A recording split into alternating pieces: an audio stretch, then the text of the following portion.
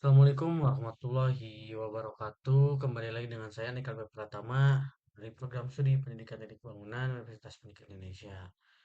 Nah, pada video kali ini saya akan menjelaskan eh, dan juga kita akan belajar bersama-sama apa itu struktur beton bertulang. Oke, pertama-tama kita akan mulai dulu dengan beton terlebih dahulu.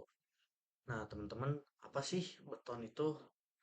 Jadi, beton itu adalah campuran material yang terdiri dari semen, agregat halus atau bisa disebut pasir, dan juga agregat kasar yaitu kerikil. Oke. Selanjutnya, eh, ada air juga tapi dalam proporsi yang tertentu gitu. Biasanya tuh 1:2:3, teman-teman. Nah, di sini tuh ada beberapa komponen yang pertama tuh semen Portland, yaitu pengikat utama material beton atau bisa disebutnya tuh jenis lemnya lah teman-teman, oke. Itu ada agregat halus atau pasir yang mengisi rongga-rongganya dan juga dari rongga-rongga itu diisi oleh agregat kasar atau kerikil. Nah itu tuh menjadi kekuatan utama biasanya tuh yang paling banyak itu di kerikilnya teman-teman. Dan juga ada air yang digunakan untuk mengaktifkan reaksi hidrasi dari semen. Karena kan biar cair gitu teman-teman. Biar menyatu. Selanjutnya tuh ada struktur beton bertulang. Nah, kita masuk ke penjelasan dari struktur beton bertulang. Apa sih struktur beton bertulang itu?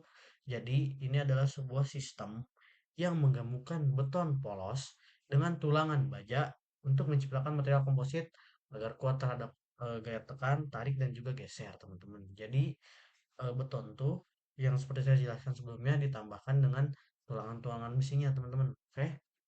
Pada dasarnya tuh prinsip kerjanya tuh beton itu kuat terhadap tekan, tetapi lemah terhadap tarikan.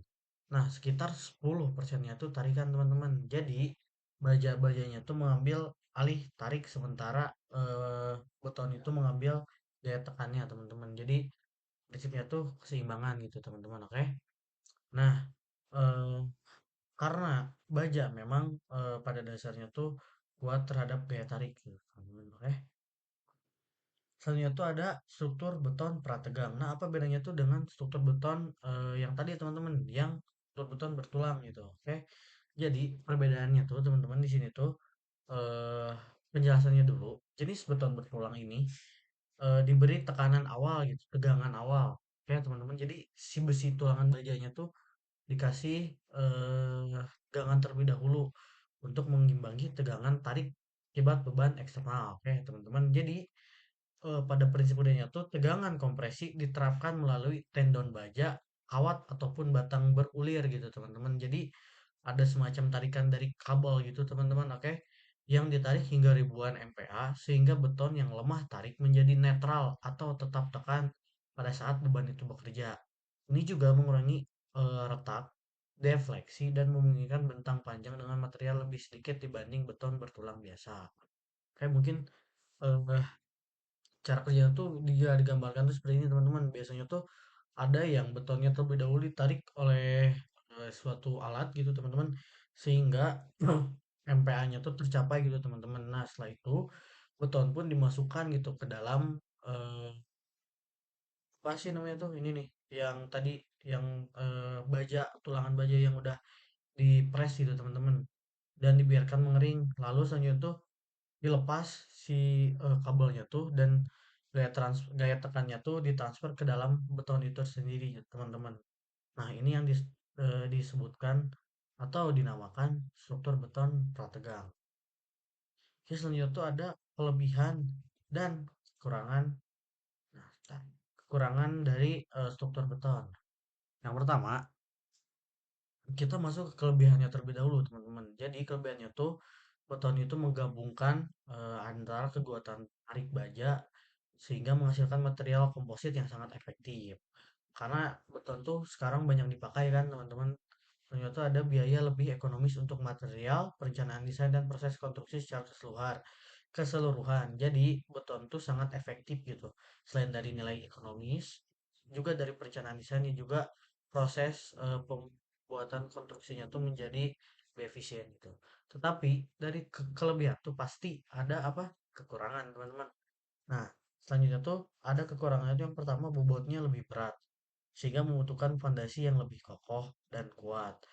Nah, selanjutnya tuh ada kurang fleksibel dalam pembentukan dan penyusunan bentuk, serta waktu pemasangan konstruksi lebih lama, dan juga rawan mengalami retak akibat korosi pada tulangan baja yang terlindungi oleh beton.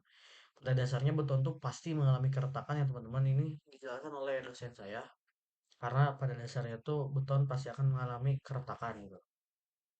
Oke, selanjutnya tuh butuh perawatan rutin untuk menghindari kerusakan dari proses kuring yang kurang optimal atau faktor eksternal lainnya. Oke, selanjutnya tuh eh, kita bisa di next. Oke, selanjutnya kita masuk ke metode pembuatan beton. Jadi yang pertama tuh ada metode manual. Nah, ini tuh menggunakan 100% tenaga manusia gitu, teman-teman. Dan mungkin kita biasanya tuh sering melihat dan bahkan mungkin kita pernah mencoba gitu. Karena saya sendiri pernah mencoba metode manual ini, teman-teman. Nah, ini tuh menggunakan 100% tenaga manusia. Ini tuh metode yang tradisional dan tanpa mesin gitu. Ternyata untuk proyek kecil seperti rumah gitu, rumah tinggal, lantai gitu-gitu, teman-teman. Itu ada menggunakan mesin pencampur sederhana atau bisa disebut tuh semi manual. Nah, ini tuh eh menggunakan mixernya tuh berdiameter sekitar 250 sampai 500 liter. Idealnya tuh untuk proyek sedang gitu teman-teman seperti ruko ataupun rumah tinggal dua lantai gitu teman-teman yang memang proyeknya tuh sedang tetapi tidak kecil dan juga tidak besar. Selanjutnya tuh yang ini apa namanya teman? Ini tuh ready mix teman-teman. Nah, ready mix itu pasti mutunya terjamin karena ini tuh produksi dari pabrik dengan skala besar di benching plant. Selanjutnya tuh dikirim di truk mixer gitu untuk proyek yang besar seperti gedung, jembatan, jalan gitu-gitu teman-teman. Karena menggunakan produksi pabrik maka dari itu ini pasti atau terjamin gitu mutu betonnya tuh sorry teman-teman. Mutu betonnya tuh pasti teruji gitu. Entah K225, K275 gitu teman-teman. Karena ini tuh langsung diproduksi oleh pabrik gitu. Maka dari itu mutu betonnya tuh pasti teruji teman-teman. Oke. Nah, selanjutnya tuh ada beberapa pengujian beton yang biasanya dilakukan agar eh, memverifikasi gitu apakah mutu betonnya itu sesuai dengan apa yang telah digunakan atau dibutuhkan gitu teman-teman. Oke, yang pertama tuh ada SLAM test atau biasa disebutnya tuh uji workability beton segar dengan kerucut metal setinggi 30 cm dengan diisi 3 lapis terlebih dahulu teman-teman. Jadi ada satu, selanjutnya tuh ditusuk-tusuk, selanjutnya itu kedua dan juga ketiga teman-teman. Dengan prosesnya itu diangkat perlahan, selanjutnya tuh diukur penurunan pusatnya. Dengan nilai 8 sampai 12 cm itu ideal untuk cor, tapi mudah kohesif gitu. eh Kan lebih dari 18 cm itu runtuh atau terlalu encer gitu sehingga ini tuh pasti otomatis gagal gitu teman-teman. Oke, selanjutnya tuh ada hammer test. Nah ini tuh tidak merusak dari betonnya itu tersendiri teman-teman meskipun sudah jadi gitu. Bisa dilihat tuh seperti gambarnya ya teman-teman. Ini tuh dengan menggunakan mesin hammer seperti ini dengan tekan pelangernya ke permukaan beton keras. Selanjutnya dilepaskan pegasnya, selanjutnya dicatat ribbon numbernya dengan skala dari 20 sampai angka 50. Korelasinya tuh dengan kuat tekan via tabel. Ini tuh cepat untuk di lapangan tetapi hanya estimasi gitu, bukan pengganti uji eh, tekan yang 28 hari itu teman-teman. Oke. Selanjutnya tuh ada uji tekan beton. Nah, ini tuh bisa digunakannya tuh menggunakan sampel gitu seperti ini teman-teman. Lah selanjutnya tuh dihancurkan dengan menggunakan mesin hidrolik dengan umur 28 hari. Ini tuh dihitung menggunakan FC atau apa namanya itu teman-teman? Nah, FC itu karakter kekuatan betonnya gitu teman-teman. Sama dengan beban max. Contohnya kita mengambil K225 atau dalam itu 22,5 MPa dengan 3 sampel teman-teman. Nah, biasanya tuh di hari ketujuh tuh capai 70% kekuatan akhir. Oke. Nah, pada dasarnya tuh kalau semisal uji ini gagal gitu, misal kita mengambil 22,5 MPa gitu, FC 22,5 MPa gitu. Nah, pada saat 28 hari itu tidak tercapai gitu, maka ini tuh harus diruntuhkan bangunannya karena tidak memenuhi standar beton yang telah ditentukan gitu, teman-teman. Oke, selanjutnya tuh kita masuk ke apa ya? Standar gitu. Di Indonesia tuh ada apa aja? Yang pertama tuh ada PBI atau Peraturan Beton Indonesia. Nah, ini tuh bisa dilihat digunakannya tuh kubus seperti ini, teman-teman. Jadi diambil sampelnya tuh kubus. Selanjutnya tuh diuji tekan juga 28 hari. Nah, ini tuh biasanya tuh sudah tidak digunakan karena sudah lawas, teman-teman. Jadi tidak mungkin tidak relevan gitu. Eh, saya kurang tahu ya. Saya juga baru masuk ke dalam ranah beton ini, teman-teman gitu.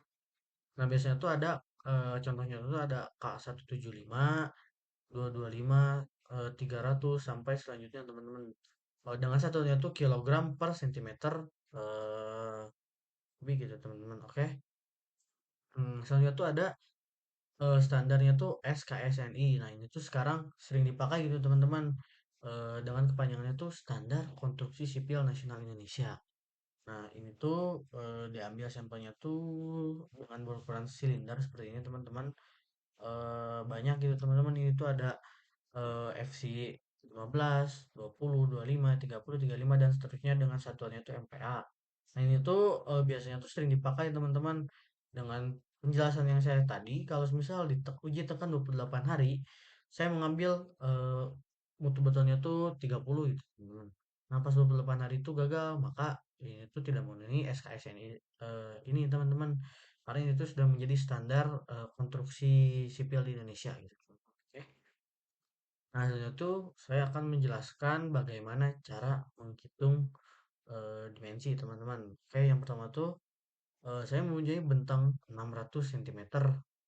Nah, rumusnya tuh tinggi baloknya tuh 1/12 dikali panjang bentang. Bentang saya tuh 600.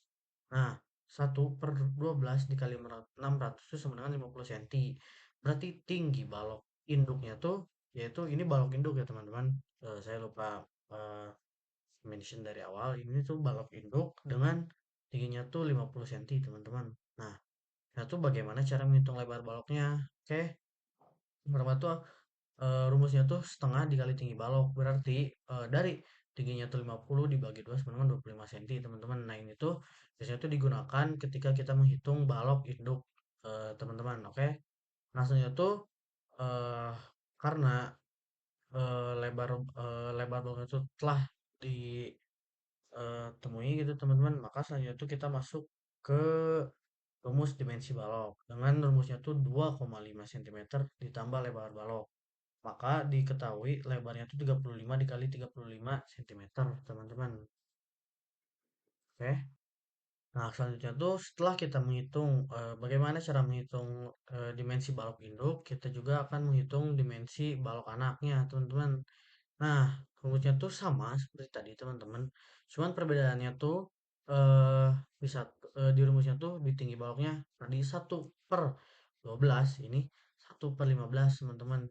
Sehingga biasanya tuh balok anak tuh eh, tidak apa ya, tidak terlalu besar gitu. Karena memang ini hanya untuk menopang beban eh, membantu menopang beban dari dimensi balok gitu, teman-teman. Seperti ini, teman-teman, bisa dilihat ya.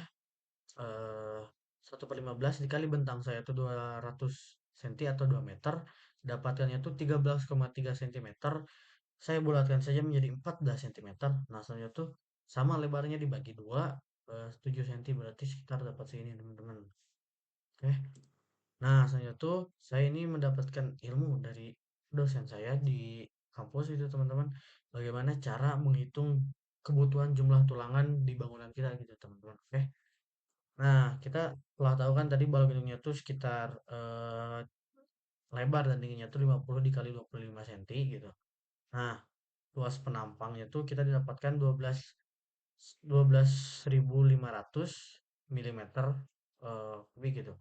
Nah, kita ketahui kebutuhan tulangan itu 2% gitu, teman-teman. Maka 2% dikali luas penampangnya didapatkan 2.500 milimeter untuk kebutuhan tulangannya, teman-teman. Oke.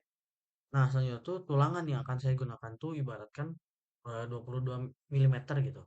Maka rumus tulangannya tuh 1 per 4 dikali V dikali D kuadrat, teman-teman, didapatkan 379,94 94 milimeter W gitu. Nah, selanjutnya tuh bagaimana cara kita menghitung jumlah tulangan yang kita butuhkan.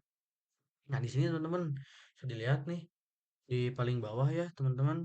Nah, ini dulu teman-teman. Nah, di sini 2500 milimeter per 370 dibagi jadi ininya tuh 2500 tadi teman-teman dibagi dengan luas tulangannya maka didapatkannya tuh 6,5799 gitu. Nah, berarti kita bulatkan menjadi ke atas. Nah, berarti kurang lebih kita butuhnya tuh 7 batang tulangan teman-teman. Nah, seperti itu mungkin cara kita berawal dari menghitung dimensi terlebih dahulu. Selanjutnya kita menghitung kebutuhan tulangan untuk beton kita sendiri gitu teman-teman. Oke. Nah, selanjutnya tuh kita akan ilustrasikan itu bagaimana peletakan tulangan dalam beton bertulang gitu. Nah, ini tuh saya dapatkan ilmu dari dosen saya juga, teman-teman. Oke. Nah, pertama-tama kita beri beban terlebih dahulu di sini, teman-teman. Oke. Nah, seperti yang kita tahu, beton tuh kuat terhadap gaya tekan gitu, teman-teman. Maka dari situ dilihat batang bagian tekannya tuh paling atas di sini, teman-teman. Nah, di sini nih yang udah ini. Oke. Nah, selanjutnya tuh karena ini beton pasti akan ada retakan gitu teman-teman. Nah, selanjutnya tuh kita pasti ada garis netral teman-teman. Jadi itu tuh tidak terdapat gaya apapun gitu teman-teman. Nah, karena saya ini mengilustrasikannya dalam balok gitu teman-teman, mungkin teman-teman bisa coba di beban yang lain gitu, beton yang lain gitu teman-teman yang bulat itu seperti itu. Nah, selanjutnya tuh seperti yang kita ketahui ini tuh beton tuh kurang terhadap gaya tarik. Maka dari itu, teman-teman, kita harus memasang tulangannya tuh paling banyak di paling bawah, teman-teman, karena bisa kita lihat bagian tariknya tuh paling bawah gitu, teman. Maka disimpannya di sini nih, teman-teman. Kurang lebih gambarnya seperti ini. Selanjutnya, kalaupun kita bebannya tuh dari bawah, maka sininya tuh tulangannya tuh harus ada di atas juga, teman-teman, karena pada dasarnya pasti bagian tekannya tuh ada di bawah, sementara tariknya tuh ada di atas itu. Itu kalau kita balikan gitu, teman-teman. Nah, mungkin sekian pembelajaran atau mungkin eh, review materi dari saya gitu, teman-teman. Kurang lebihnya mohon maaf karena kita masih sama-sama belajar. Assalamualaikum warahmatullahi wabarakatuh.